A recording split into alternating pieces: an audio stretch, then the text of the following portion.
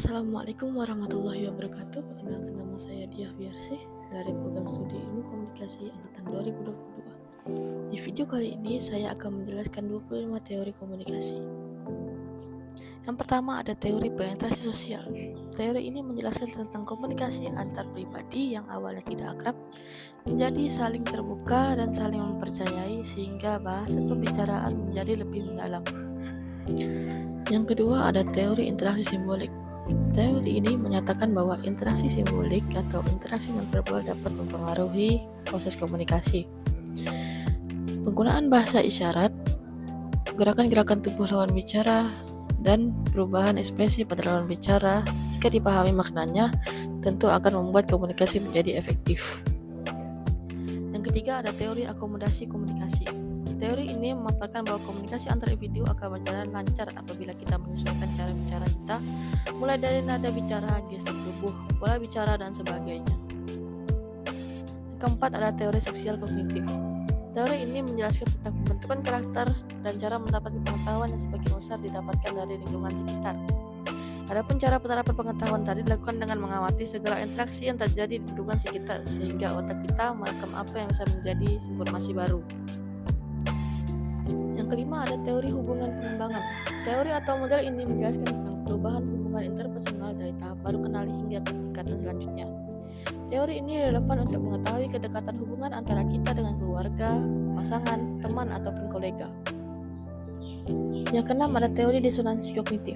Teori ini menjelaskan tentang perasaan yang dimiliki orang ketika mereka menemukan diri mereka sendiri melakukan sesuatu yang tidak sesuai dengan apa yang mereka ketahui, atau mempunyai pendapat yang tidak sesuai dengan pendapat lain yang mereka terapkan. Sebagai contoh, para perokok mengetahui bahwa rokok itu berbahaya, namun mereka tetap mencari pembenaran dari kegiatan merokok sehingga mereka dapat mempertahankan pendapat mereka. Yang ketujuh ada teori message design logic. Teori ini menyatakan bahwa sebuah pesan dapat ditangkap menggunakan beberapa logika, seperti logika dari ekspresi, logika dari seni berbicara, dan logika dari adat atau aturan yang ada, yang kemudian menciptakan berbagai arti dari sebuah pesan sehingga pesan dapat dijabarkan dengan lebih luas dan efisien untuk digolongkan ke jenis pesan apa. Yang kedelapan ada teori interferensi. Teori ini menyatakan bahwa memori manusia dari komunikasi dapat bertambah dan berkurang seiring berjalannya komunikasi. Artinya, semakin banyak informasi yang kita dapatkan, kemungkinan besar bisa merubah apa yang sebenarnya kita ketahui dari sumber yang lain, seperti dari pengalaman sendiri atau dari teman yang kita temui saat masih kecil. Yang kesembilan ada teori pengolahan informasi.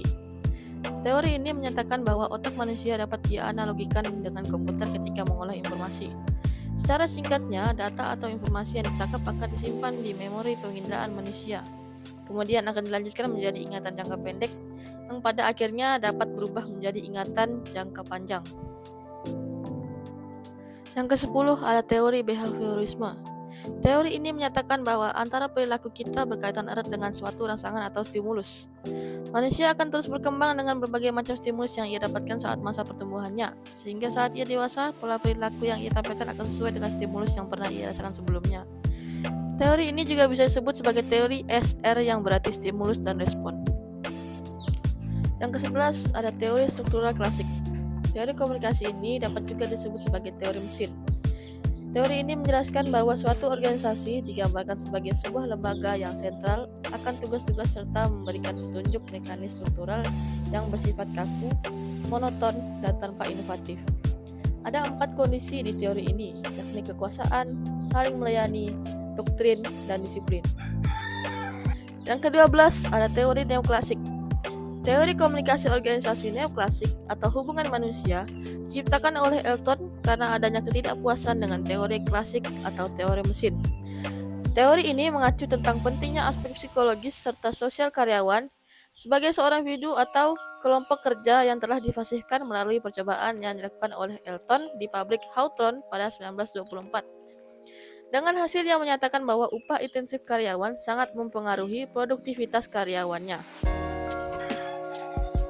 Yang ke-13 ada teori peniti penyambung. Teori ini menjelaskan tentang pentingnya anggota yang menjadi penghubung dari dua organisasi atau kelompok yang memiliki fungsi menyambung atau mengikat hubungan antara kelompok sehingga organisasi secara keseluruhan dapat bekerja dengan efektif. Yang ke-14 ada teori percakapan kelompok. Teori ini berkaitan dengan produktivitas kelompok, juga upaya dalam mencapainya melalui masukan anggota, variabel perantara, dan keluaran anggota. Masukan anggota ini dapat dilihat dari segi perilaku, interaksi, dan harapan yang bersifat individu dalam kelompok. Sedangkan variabel perantara lebih kepada struktur keanggotaan, kebijakan, dan visi misi suatu kelompok. Yang ke-15 ada teori persamaan media. Teori persamaan media ini ingin menjawab persoalan mengapa orang-orang secara tidak sadar dan bahkan secara otomatis merespon apa yang dikomunikasikan oleh media, seolah-olah media itu juga manusia. Teori ini menyatakan bahwa media juga bisa diajak bicara.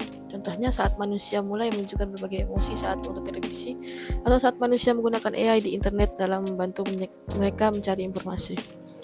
Yang ke-16 ada teori spiral keheningan. Teori ini menganggap bahwa suara minoritas sulit diterima oleh media, sehingga menyebabkan kelompok minoritas ini harus menyembunyikan pendapat maupun pandangannya ketika berada dalam kelompok mayoritas. Sebagai contoh, salah satu warga dengan suku atau agama minoritas akan cenderung jarang berpendapat karena ia tahu bahwa suara dari masyarakat mayoritaslah yang akan selalu diterima. Yang ke-17 ada teori determinisme teknologi. Teori ini menyatakan bahwa dengan adanya teknologi yang mengubah pola pikir manusia yang akan menyebar ke perilaku masyarakat sekitar. Dengan adanya perubahan pola pikir tersebut akan membuat masyarakat dengan teknologi tersebut menjadi semakin maju dan selalu memanfaatkan perkembangan teknologi dalam kehidupan sehari-hari mereka. Yang ke-18 ada teori difusi inovasi. Teori ini menyatakan bahwa keingintahuan seorang dapat membuat mereka melakukan sosialisasi dan penyebarluasan informasi. Artinya, semakin banyak informasi yang ia dapatkan, semakin banyak pula ia membagikan informasi tersebut ke orang lain melalui berbagai media. Yang ke-19 ada teori penggunaan dan kepuasan. Teori ini merupakan kebalikan dari teori jarum hipodermik. Dalam teori jarum hipodermik, media sangat aktif terpengaruh besar dan audiens berada di pihak yang pasif. Sementara dalam teori ini ditekankan bahwa audiens aktif untuk menentukan media mana yang harus dipilih untuk memuaskan kebutuhannya. Yang ke-20 ada teori pengaturan agenda atau agenda setting. Teori ini dilakukan oleh media massa untuk membentuk kesadaran masyarakat dengan membahas isu terkini. Audiens diajak untuk menggunakan seluruh inderanya untuk memahami isu sosial yang sedang hangat. Dengan harapan ke depannya audiens akan lebih peka dan dengan peristiwa yang serupa.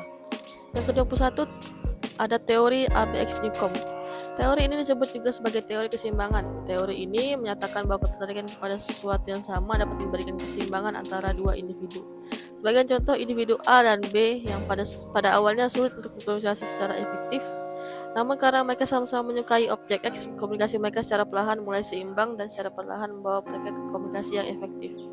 Yang ke-22 ada teori Laswell. Laswell menyatakan bahwa cara yang terbaik untuk menerangkan proses komunikasi dalam menjawab pertanyaan who say what in which channel to whom with what effect. Siapa mengatakan apa melalui saluran apa kepada siapa dengan efek apa. Dengan model ini, hampir semua komunikasi dengan berbagai media dapat dijelaskan. Teori Laswell menjadi salah satu teori yang masih populer dan relevan untuk digunakan untuk penelitian maupun model pembelajaran. Yang ke-23 ada teori Circular Osgood. Teori ini menyatakan bahwa komunikasi terjadi secara sirkular dan akan terus berulang. Pesan yang akan secara terus-menerus ditangkap seseorang, kemudian dipahami dan ia sampaikan kembali ke orang lain.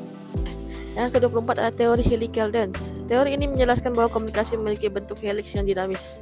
Komunikasi akan dimulai dengan pertukaran informasi sederhana yang merupakan hasil dari belajar, kemudian dilanjutkan dengan umpan balik dari pengalaman lawan bicara, dan terus berlanjut layaknya bentuk helix yang membesar seperti helical tornado.